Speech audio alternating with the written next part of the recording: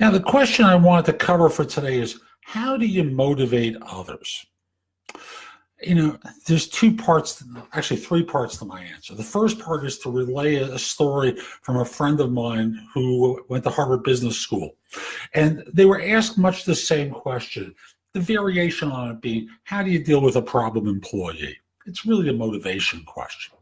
And the correct answer in the class was, you take them aside, you talk with them, you talk about the importance of, the place that they hold, their work responsibilities affect others. We really need you. It was a nice, sincere answer, like the typical answers that people receive. And this is from a website. I went looking to see what the typical answer was, and this is really it. You treat people kindly, you give them responsibility, you become a good listener for them, you set goals for them, you get to know them and keep everyone in the know. It's a stupid answer.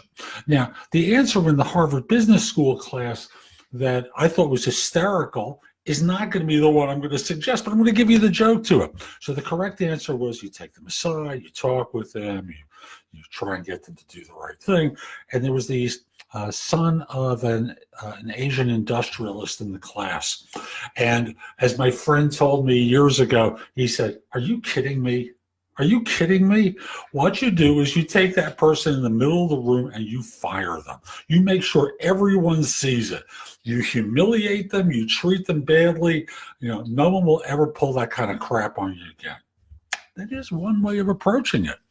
But I think there's a different one between this nice, soft, gentle kind of thing and this hard-nosed, you fire them approach. And the way I would answer the question is, if I have to deal with motivation, we've hired the wrong people. Because motivation requires that I make people do something that they really don't want to do. So what I'd rather do is help people feel inspiration. I want to help them become excited about every day of their lives and what they do. Yes, some of the techniques are the same. I want them to understand the importance of what they do. I want them to feel appreciated. But fundamentally, I want to have a selection process where I'm not dragging people to do what we hire them to do. I don't want to hire someone's depressed individual. I don't want to hire someone with down energy.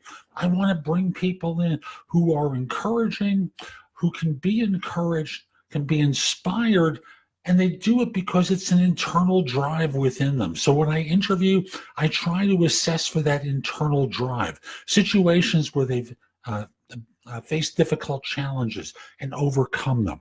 I'm curious about whether they participated in sports or some competitive activity where they really had to summon up some strength in order to achieve. Because to me, these are qualities that are reflected in inspired behavior. So thus, that's the way I would approach the question.